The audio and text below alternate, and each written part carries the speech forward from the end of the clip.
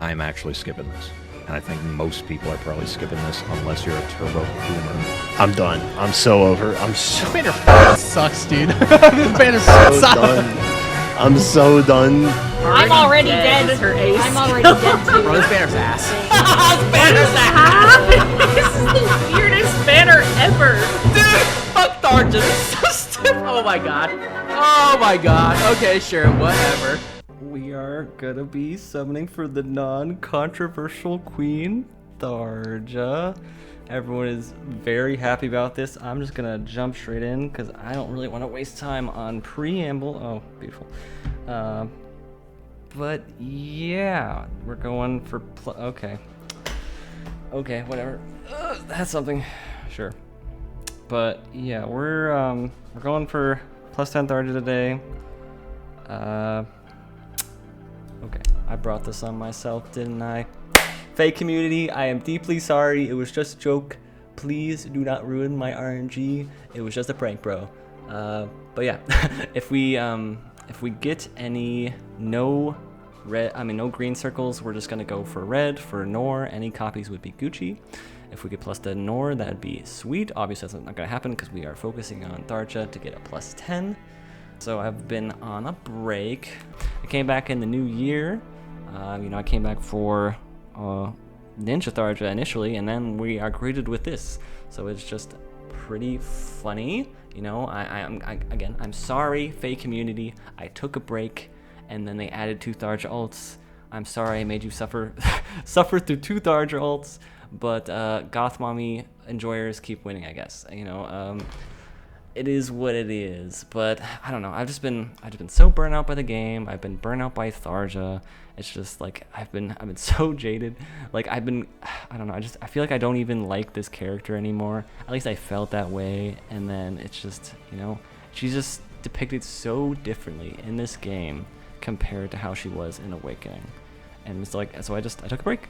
Because like the only reason why I play this game is for Tharja, because it's the only thing I enjoy, because the game, you're not staying for the gameplay. The beautiful gameplay where it's just reading Yu-Gi-Oh cards and then, whatever. And then just hitting auto battle. But after a good solid break, I started to feel the itch to play Fire Emblem again. Although I didn't want to jump directly back into Fire Emblem Heroes. It wasn't really there. So I started to play Fire Emblem Awakening again, because like my core problem was Tharja. Hello. Hey girly pop. I spoke her into existence. Hi girly. Yeah, so what does she got? Plus attack. Okay. But yeah, something interesting about this Tharja is, she's like low HP and high res, which is weird. But she's normally higher HP, which is that's interesting. But yeah, okay, I'm getting distracted already. She shows up, I get distracted. But yeah, I was playing Awakening because the reason why I quit is because of Tharja, because I was just getting jaded. I thought she was shit. Maybe she is a shit character. I don't know. So I played Awakening again, and guess what? I still like her. She's really awesome, and I hate that. I figured out I just hate the Fae Tharja because she's just so different, and I'm just like, okay, I'm not crazy. She's actually different. I mean, and again, I think this is, generally a common consensus. Most people, I don't know, it could just be a vocal minority, but I feel like generally when I view threads about discussion about her depiction in Fire Emblem Heroes, people are just like, she's very Flanderized. They don't really like how she is she's very theatrical. She's kind of like a cackling villain. She's not, I don't know, it's not exactly the quiet, introverted Tharja that I feel like most people expected to have, what they're accustomed to, what they fell in love with when they played Awakening. So it's just different, and it's frustrating. It's like but this is obviously kind of the direction they've taken it. I'm willing to. Oh, hello, Edelgard. That is a merge, but I'm willing to accept that sometimes she's like weird, like normal girl Winter Tharja. I thought that was fine, and it's just a play on Rosado. Fuck Rosado. Rosado will just not leave me alone. This is +7, I believe, and they've all been off focus. It's the way she is depicted in her personality. Like if I'm fine with the gimmicks of, you know, we can have a certain alt where it is where she's depicted in a funny way. She's in Winter Tharja. It's a callback to her acting like a normal girl in Awakening. Again, that is pretty much all the content you ever see in Fire Emblem Heroes is just them using the same jokes over and over again from Awakening, from 13 how many years ago it was, and they just can't think of new content. Beautiful. I love it. I know. But yeah, it's fine. Like a one-off is fine. But the problem is when that starts to bleed into her depiction elsewhere. Because like pretty much she just like she sounds exactly the same way she does when she is in other alts. So like she sounds like normal girl Tharja when you're in a different alt. And I'm like, okay, this is not the hello Celica. I think that's +5 maybe. So yeah, merging her. Just she's pretty much all off focus too, I believe. But yeah, it's just like I don't know. Again, it could just be a me thing, and maybe it's just a minority. I don't know.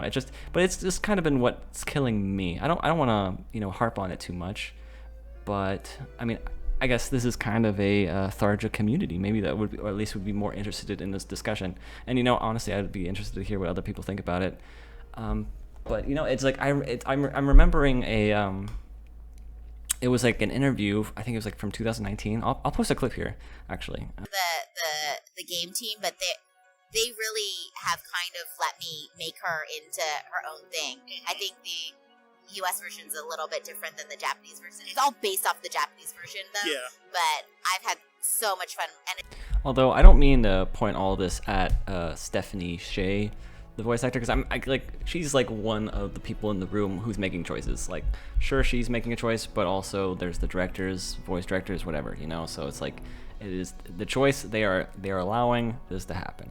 And again, at the end of the day, is it really a big deal? Probably not. It just kind of affects my enjoyment of the character. Who's that? Hugh. I don't know. I'm venting right now. It's cathartic for me to rant about it. And it's like, I don't know, I just kind of feel a little bit hopeless is all. But it's like, what are you gonna do? It's not like you're gonna change it, but it's like a hopeless plea. Please, somebody change it. And maybe others could, validate my experiences. But why is this game so mean? I don't care about female Grima, but whatever. We'll try blue. But yeah, I don't know. It's whatever. Again, I'll end it there because I could probably rant about that forever. But one thing also, because I was on a binge about we'll just do Tharja now. We'll just do Noire next time. No biggie. But yeah, I was just playing. I was on a Fire Emblem binge. And I finished Awakening, peak, and also another little. It's not a gripe, but it's also something that I find interesting. Is people always kind of complain about like the middle half of Awakening because it goes into like the wall heart bit. Something? I do feel like that could work because I know why they did it because they kind of had these 3 leaders. So you had Gangrel, Crom, and Wallheart, and they kind of all had this different approach to like how they wanted to rule or whatever. So I get what they're going for. I think the only thing you really needed to do to spruce that up was just introduce Wallheart sooner. That's all they needed to do, in my opinion. But okay, that's just, I don't know. I just want to drop that in there. Maybe someone agrees, maybe someone doesn't. But I don't know. That's just a thought. Because I don't think that arc really sticks out as much as it really could. Like I feel like if they just put like some foreshadowing or whatever, I think you're Gucci. Perfect. And like that's all you needed. That's all you needed, just something to introduce him a little sooner. You didn't have to be the main focus in the beginning, but I think just so people would be ready. He's like an impending threat. Whatever. Yeah, I was going on a Fire Emblem binge because I didn't want to play Heroes, but I wanted to play a turn-based strategy, so I played some Three Houses. So for context, I have played the Golden Deer route first. That is what I played, and then I got bored immediately after because, I don't know, it wasn't exactly for me. Maybe that's a hot take. I don't know if people like it. I normally always hear about Crimson Flower and Blue Lions. That's the only ones I hear about. I don't ever hear people talk about the Golden Deer. And, I only picked it because I liked Marianne. That's why I did it. I know technically I could have recruited her and I could have done a different path, but I didn't. Oh well, it is what it is. But yeah, so this time I did Crimson Flower, and you know, I found it was pretty interesting. I felt like I was a lot more high curly pop. What we got? Plus res, whatever. But yeah, I thought I was so much more engaged because I just feel like in the in Golden Deer, it's just so it's so pacifist. I don't know. I didn't feel like I was involved in the story. You know, it's like but now, and like when I played Crimson Flower, I just felt like I was actually kind of interested in the conflict. It just kind of devolved over time, though, where the dialogue just kind of ended up being about like explaining what we're gonna do. This is the plan. That's the only thing I'd say is probably like the weakest point, where it's not really a story. It's just like, hey guys, we're going to be raiding this place. Okay, we're doing that. Blah blah blah. This is what's happening. You know, it's not. I don't know. It's minor grape or whatever. So I guess we've been summoning long enough. Might as well talk about Tharja herself, her kit, and I guess her art as well. I guess we can start off with the art. It was done by the same person who did Summer Tharja, which they have a tendency to draw really big eyes and a dot nose. I mean, that's kind of like the pretty stock standard for most Fae art. I am not a huge fan. Again, we're being positive here. Hi, see, this is what we get for being positive. Hi, Tharja. Plus speed, please. Yes, beautiful. We can favorite that. Positive vibes. Keep positive vibes. She always is so distracting. But yeah, the art, I'd say at least it's okay. That's a merge. I think overall it's at least like a good improvement over Summer. You know, I think it's you know, it's nice. It's pretty standard though. It doesn't really feel like it kind of goes too crazy. I do like, you know, how it kind of alludes to Nora's costume. That's kind of fun. You know, I was ranting about Tharja as I do, and how she is just completely different from Awakening and stuff. But how the thing with another little quirk about Fire Emblem Heroes is all her art, she's always smiling. And in Awakening, she rags on Henry for smiling all the time. And it's just kind of ironic to me that she is always smiling in Fae. And it's just kind of funny. And after I make that comment, lo and behold, we get a new Tharja art with her not smiling, and I'm like, wow, holy shit, it's possible. Are they listening? Are they in the veins? You know, are they listening? Could they just listen to everything else, please? You know, I mean, technically they're kind of listening. You know, they made her not smile, and they changed her voice, technically. But yeah, I mean, her art's pretty good. You know, I don't mind it. Hey, see, we're in the positive era, guys. This is what we're doing. We're positive now. This is a positive stream. We are so positive. Next would be just, I guess, her kit in general. I think, I don't know, I don't expect it to last very long, honestly. It doesn't seem like unique. It's just and we're just gonna spark Nor here. I don't think it's gonna, you know, do anything crazy. It's gonna, we can also talk about Nor's kit too, actually. Our girly, our sweet baby child. Yeah, I don't really expect it to do anything. I think I expected it to phase out pretty quick, is all I'm saying. The only thing that I think is distinct, you know, is the stopping specials, because that's gonna be the only thing that makes it unique. I just wonder if that has the longevity enough to make her stay, because I think it's just gonna get, you know, it's gonna get phased out, because her damage numbers are just not gonna do enough anymore. Because like, we're just gonna be another Tharja alt, where it's like she has this unique element about her. Cool, she has the ability to stop specials, but is she gonna keep that? Is she gonna keep that identity? I think. Again, I'm being positive here, but that is kind of just as a general issue with most alts. You know, it's like, it's beautiful to have a billion alts or whatever, but they just end up devolving into just generic units after a certain point, which, I mean, I'm assuming, you know, it's just a built-in obsolescence. That's kind of the point, but it does kind of suck, you know, because like sometimes a unit will have a unique identity and you just kind of lose it, which is a little unfortunate. And that is also kind of something I wanted to bring up too, giving people the option to add arcane effects onto existing weapons. You know, it'd be like, you could still have to inherit the arcane weapon. That's fine, you know, we're still spending resources. It costs us money to do it, but you can put those arcane like stats, like plus 15% speed damage or whatever, onto an existing weapon.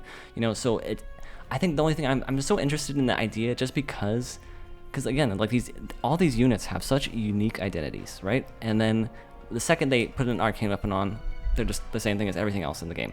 So it's a little unfortunate, you know. So, but what if, you know, we have like a Crom or something with his reposition thing, even though that's technically on his, I don't know, who has something unique, but let's just say in theory it is on his weapon or whatever, and like he doesn't lose it, and then he can still be a reposition weirdo, and he can also have effects that make him do damage, you know.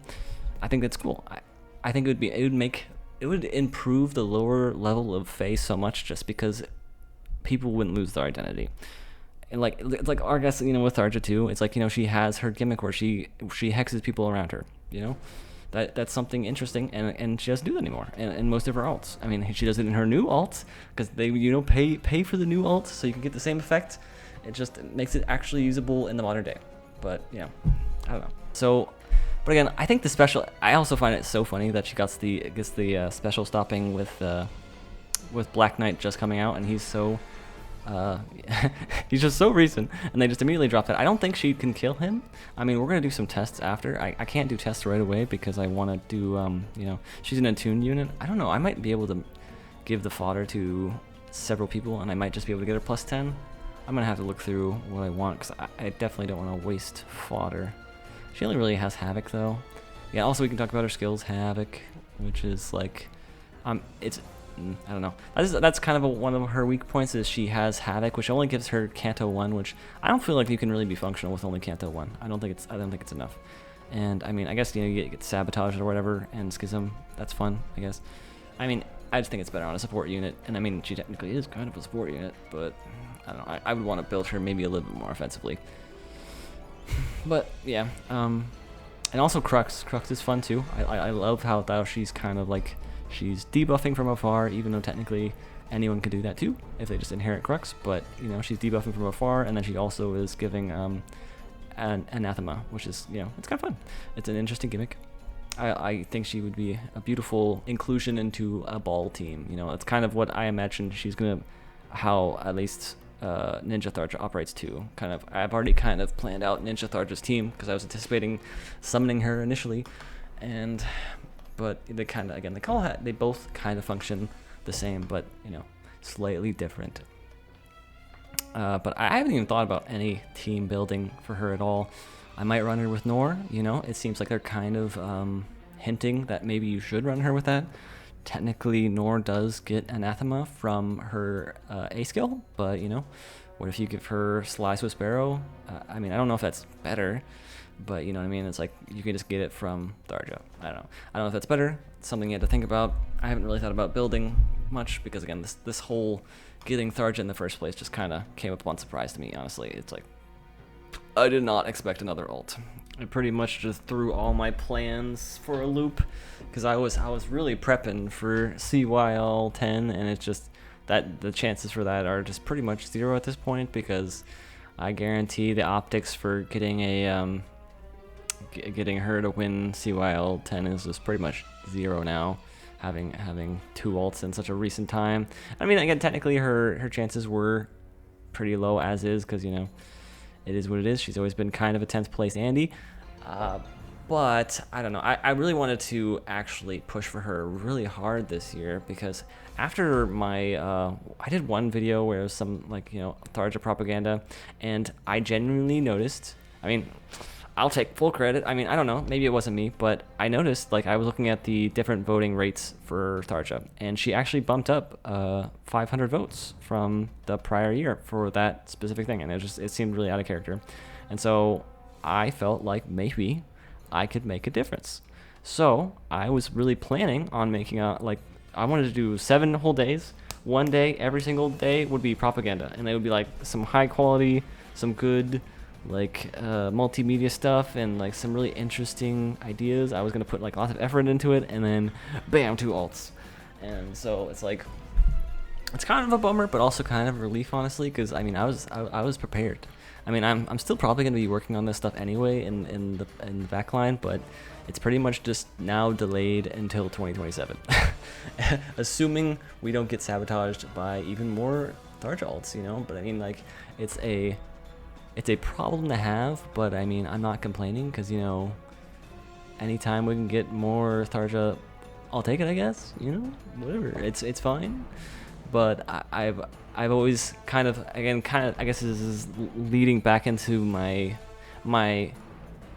me wanting to manifest change in Tharja. Is I just kind of in my head I just imagine CYL Tharja would fix all my issues. You know, it would be the art would be done by what in the world does that guy have as fodder?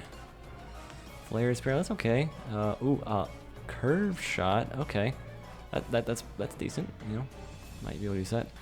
I just felt like she's not very serious, and I just feel like if she got a CYL alt, I think she might be a little bit more serious, you know. I think it'd be cool. And it's always been kind of my hope that if I could really campaign for a CYL alt, then maybe she might return to her her Awakening glory days. It's like Mega Copium, I know, but I don't know, it's just my train of thought. And I thought it was just something that was interesting. But now my dreams are dashed, it's doomed, you know, whatever. It is, you know, sometimes you just gotta give up, you know? You gotta give up and just gamble. Be a good gambler, guys. Just give up and gamble. That's the moral of the story. Also, I guess so we finished with her kit, which I mean, again, it's fine.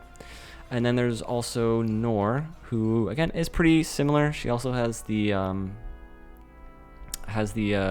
special turning off thing.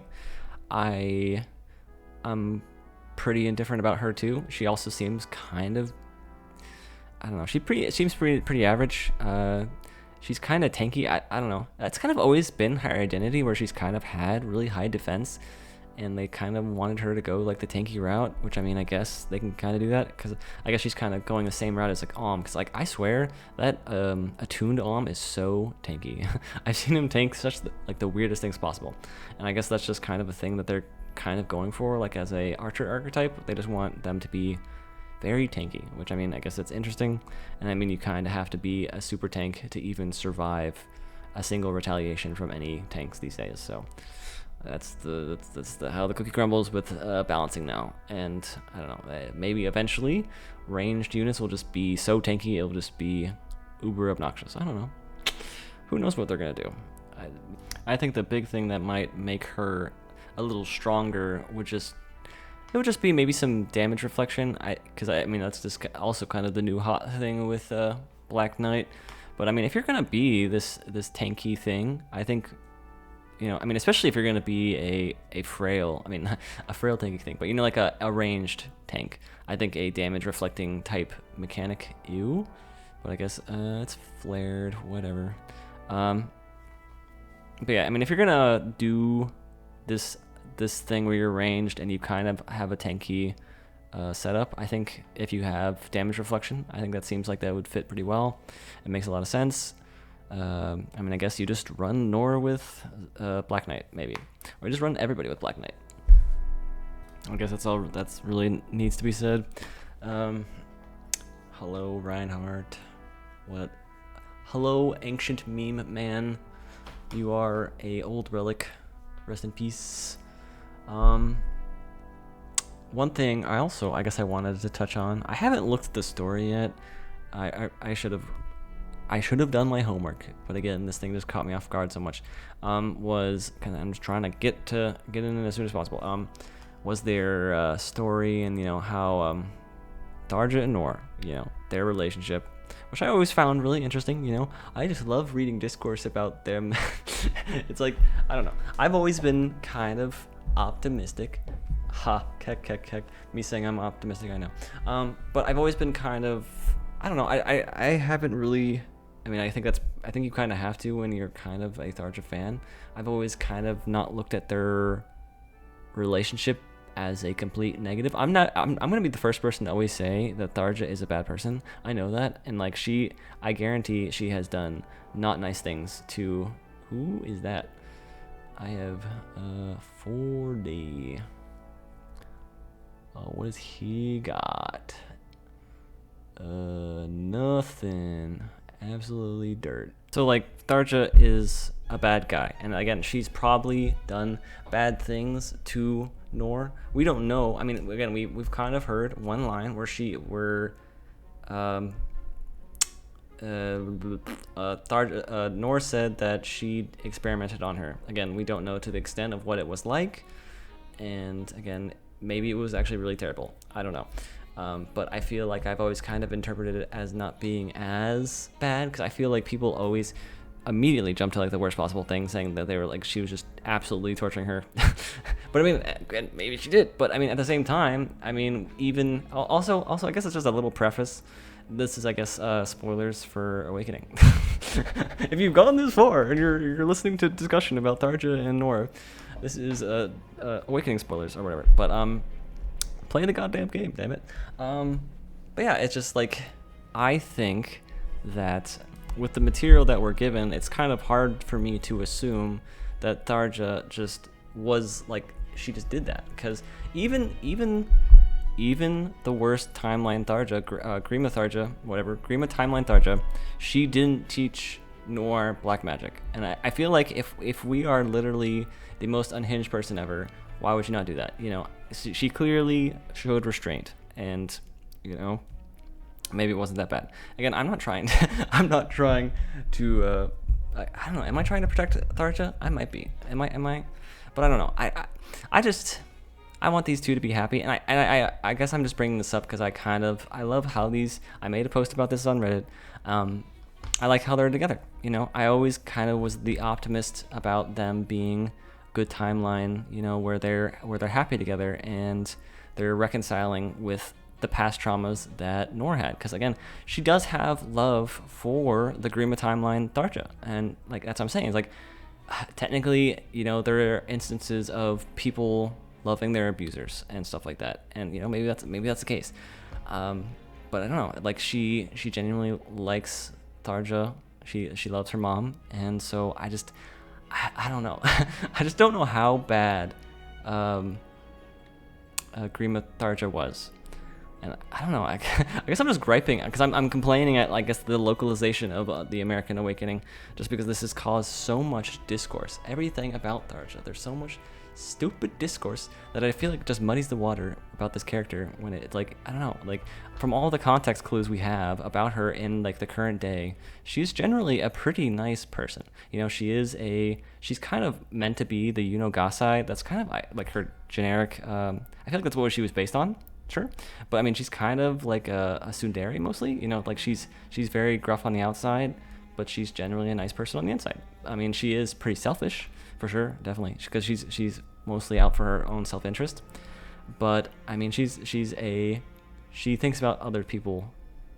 You know, she cares sometimes. You know, I would just say she's very performative, which again, it's kind of funny where I'm kind of linking that back to her performance in Fae, but it's just like a different kind of performative, because she's very concerned about the appearance of what she's projecting to. Another one, but yeah, I mean, like, she's always very concerned about what other people think, because like she's trying to project the image of a dark mage, whether that be through her for her own reasons, or for, I guess, the way she was raised in Plagia. So, and like Noire just kind of has to deal with that. She's kind of, you know, hello. That's so weird. It's so weird to see. This banner just came out. Lear. Interesting. What does he got? Absolute dog shit. But at least there's Gus. That's something, I suppose. I feel like this topic just in general would probably be very well suited for a more in-depth video, because I mean there are two, I think, more prominent videos about Tharja, where it was the one by Faerghast and another one by another fellow, both talking about this exact specific thing, just because you know, again, discourse is a thing. But again, I don't know what I don't know if I'm cooking, or I don't know what I'm trying to get at exactly. I think if I could maybe formulate my thoughts a little better, I could maybe add a unique perspective. But I think at the end of the day, it might be more positive than others might. You know, I don't know if they'll agree as much. But I mean, the goal is not to get people to agree. Maybe it's to make people question their preconceived conceptions. because I don't know. I mean, again, I'm always in the camp of protect our baby, our baby Noire. I love Noire. She's a cutie pie. But you know, I feel like they are complex characters, and I don't know. I just feel like I don't know. I think it's what kills me the most. It's always, and again, people ham on it a lot too. It's the father support with Noire, where Tharja is chasing after Robin and taking away her hexing implements or whatever, and that, like, you know, that's always very controversial. But I mean, for me, I always interpreted that as a joke because, like, I'm pretty confident. I mean, I'll have to go back and actually look at the interaction because. What?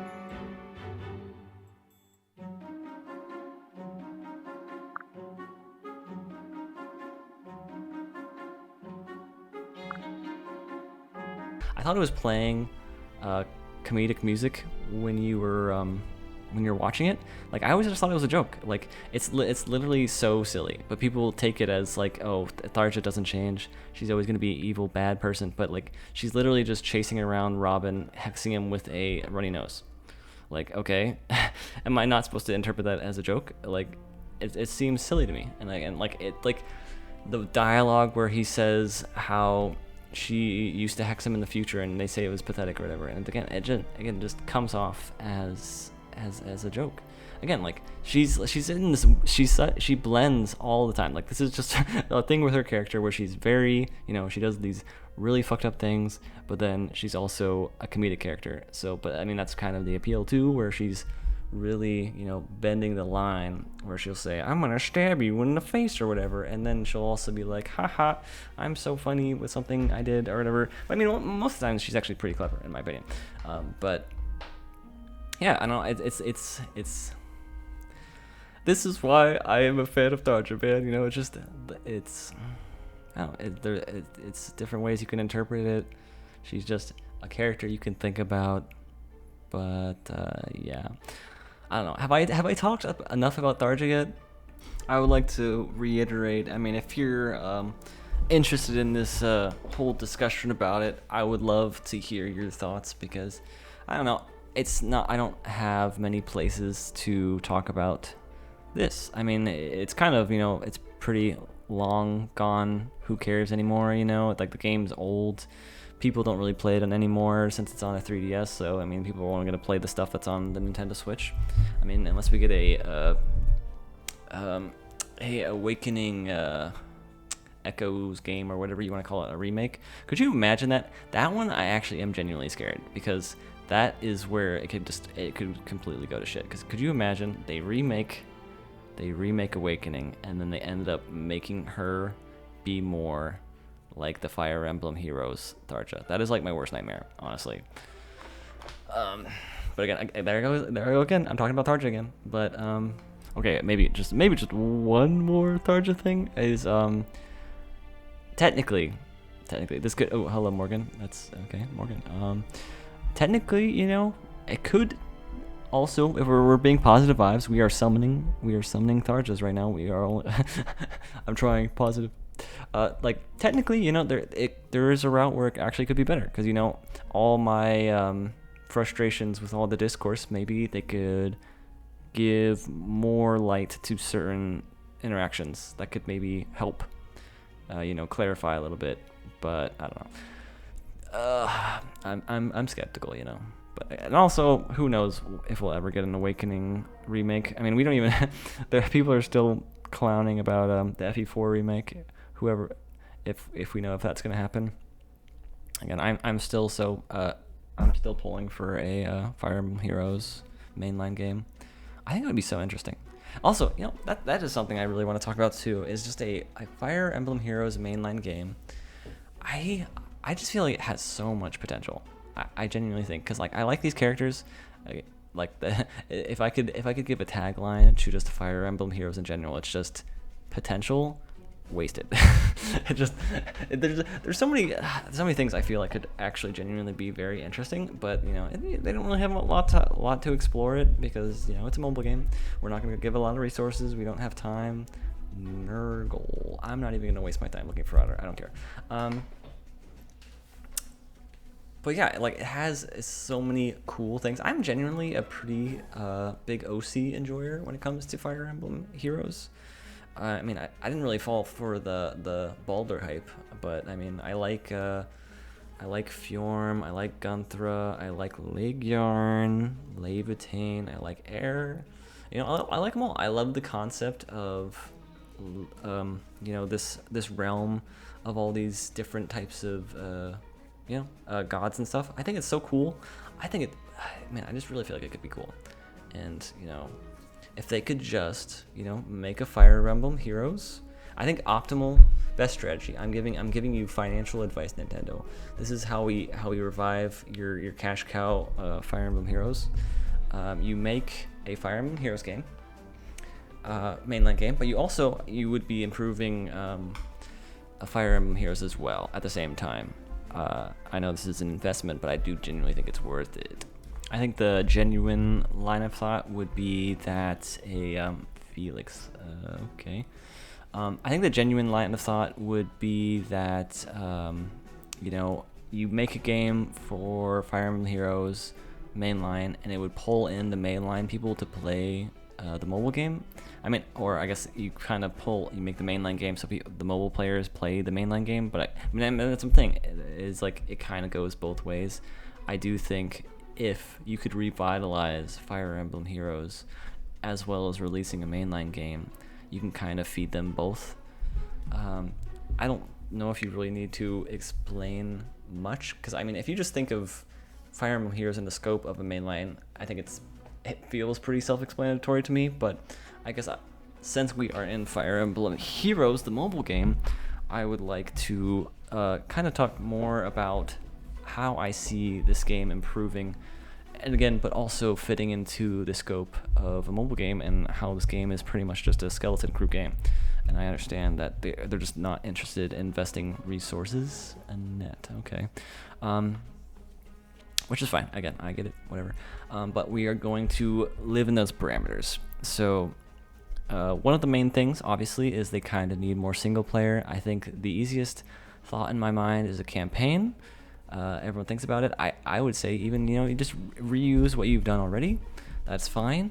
But, you know, you have to have a campaign where you get locked in. That is kind of very important to the experience. You have to you know, have units that you can only use in this campaign, or they only get leveled up in this campaign, or, you know, they only get skills in the campaign.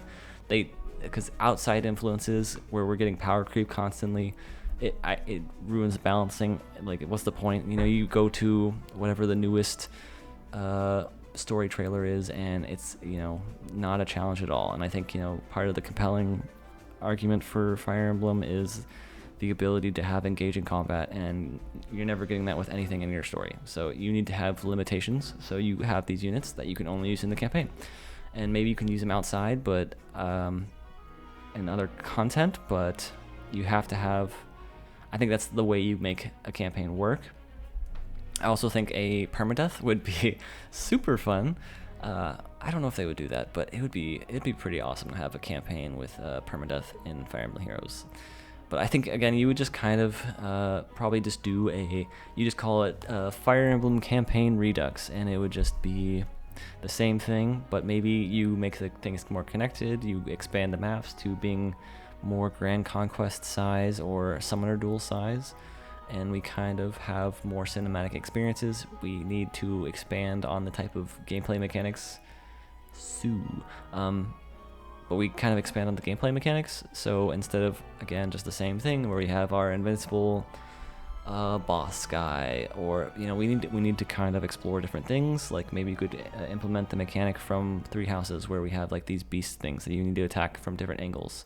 That's really interesting. You know, I feel like that's something you could implement. You need to give different objectives that aren't just the same thing over and over again, not just surviving for 6 turns, or, you know, all this stuff where I feel like we just kind of are doing the same thing. But, you know, that's like one way you could do it. So I'm trying to talk through my thoughts, because again, I've been thinking about this a lot, because I don't know, I've just always whatever. Okay, So there's the campaign, making it isolated from all other content, and then I would want it to be more challenging. And again, I think it would be really cool. I've always thought where you can kind of connect, because you can also have like these bigger maps, but you can also have maps that are kind of interconnected, so you kind of keep up the pace of the campaign. So it's like you're never leaving.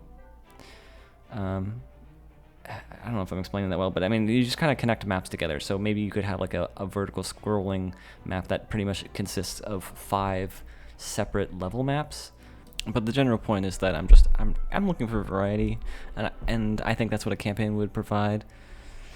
I would be a little worried about replayability, but I think that's kind of where you would maybe implement what you kind of have done with Searing Snare. Or I guess it would be more Hall of Forms, where you can kind of get different skills, and you need to kind of add variation in how you'd experience the campaign, where you could maybe play the campaign multiple times, and then you can kind of have a different situation each time. Yeah, something like that. But that's one of the core things that I think would need to be changed. If we're making a game that would appeal to people, we need a single player. People have been begging that forever. They only make multiplayer, and that also gives me another idea about multiplayer. But I need to finish my point. But so there's that, but then also the complexity, obviously, that I feel like that is the biggest complaint, and like that is the biggest killer to any person who is even remotely trying to approach this game. I show this game to anybody and they're like, I'm not reading that, It's like, okay, understandable, I get it. It's like, okay, yeah, it's like there's no shot you can show this game to anybody and they're playing this game who is, I guess, maybe new to Fire Emblem, or they are entertaining the thought. If they have not had experiences with Fire Emblem before, good luck. If Fire Emblem Heroes is your another Tharja, wee. But yeah, like, are we? I don't know. It's not happening. You just need to reduce complexity. And again, we've already been doing this for years at this point. I think it's been years, where Phoenix Master 1 has been reducing effects down to very simple blurbs. I don't know why we haven't adopted this yet. It seems very logical, and obviously I think they need to reduce the complexity when it comes to whatever it's called, stipulations for meeting a certain requirement, where they'll say you need to be next to 3 people for a certain effect or something. They need to limit the verbiage and kind of just simplify it, and I think that'd be such a huge accessibility change that is so important for this game, that I just think desperately would need to be changed if you want anybody to even remotely touch this game that is not a person who is a year oneer like me or anybody else who's playing this game. I don't know, I'm so curious about the lifespan of current players. I feel like most people are sunk cost fallacy. They've been playing this game forever, and they only can even remotely survive in this environment because they have the knowledge. Ooh, back to back so soon. Nice. We just have 2 more to go, and then we're done. We're doing pretty good. I don't want to jinx it, but yeah, pretty good. Okay, so we're fixing Fire Emblem Heroes. I know. I am. Thank you. What else? So we got campaign. We got fixing complexity. I think also this is something I've also thought about, that I'm so curious if others feel a similar way. I think this kind of fits into the campaign, where if you ever play a mainline Fire Emblem game, they kind of have this sense of space where you kind of have your crew, and I just don't think that is really represented in Fire Emblem Heroes. We kind of are always told about Asker, and I don't know if I don't feel it, but maybe others do, but I don't feel like a sense of space with this area. I feel like that's kind of what Aether Resort or whatever should be fulfilling, where you're kind of in the space that kind of feels like Asker, and you're kind of here. And I'm such a sucker for stuff like that, where it's kind of, it just kind of helps with immersion, And also, I think we have our kind of main protags like Fjorm and, Ratatosker or whatever, like those main people, which are kind of supposed to be your party members for compared to like a mainline game.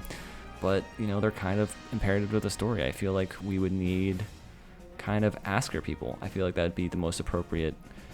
I don't know why that's important to me, but I feel like that's just kind of like if you're gonna have a Fire Emblem game, you need to kind of have a roster for. I don't know how to explain that exactly, but I mean, if you're gonna have a campaign, I think having dedicated characters for the campaign could be interesting. I'd also like to just say I'm so cynical about it just because a campaign doesn't necessarily, it just wouldn't be something that makes money. But okay, so there's that. And then also, again, just to elaborate a little bit more on the sense of space, I think definitely what they should do, it's like the easiest win in my book is, so you just think about your home screen, and you see how that little spot on the bottom is where it just seems like it leads into something. Imagine you can just scroll up on your screen, just like a fast swipe up, and then you're in your Aether Resort, but it would be more expanded. It would just be the entire, well, I mean, technically it's always the entire screen. Another Tharja. One more, baby, for some clues. Oh my god. Still doing pretty well on orbs, so I'm happy about that. But yes, but yeah, I just imagine it kind of where you're, it's like, it's a full screen, but you can kind of move around beyond that point, so it would kind of maybe be multiple screens. And so I would just imagine you to be tapping around, and you could be moving around, and it would be probably your Kieran. Also, you know something that's so wild to me, that we have Kieran, and again, we had kind of some mild customization of Kieran, but I feel like I'm surprised they haven't tried to milk, you know, like the Avatar character, because they do it all the time, you know. How have we not had a Kieran alt or something? I don't know.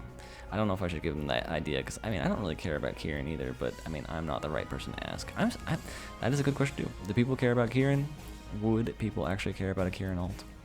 But yeah, I just think you'd probably be Kieran. It's kind of similar to my castle in Fates, I guess. But you're just moving around. Oh my god, yes, baby, fuck yeah, we're done. That's not bad at all, man. Holy shit, it's pretty great. We are out of here, babies. Oh well, man, I couldn't even yap all the way I wanted to. Okay, through the power of movie magic, we are back. I inherited a bunch of shit, and we're here. We love her. She's beautiful. She's great.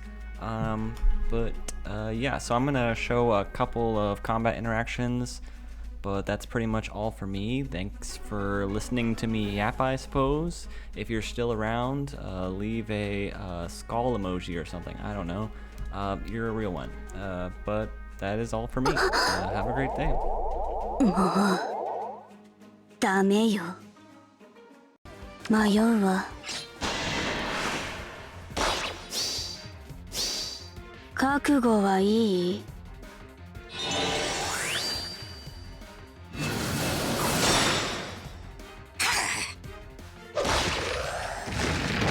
ワール、ごめんなさい。簡単よ。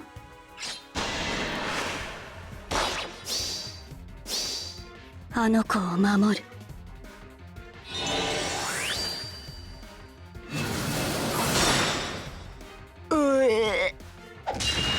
消えて。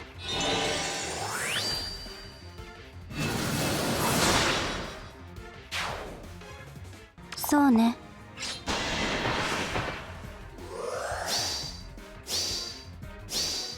あの子を守る。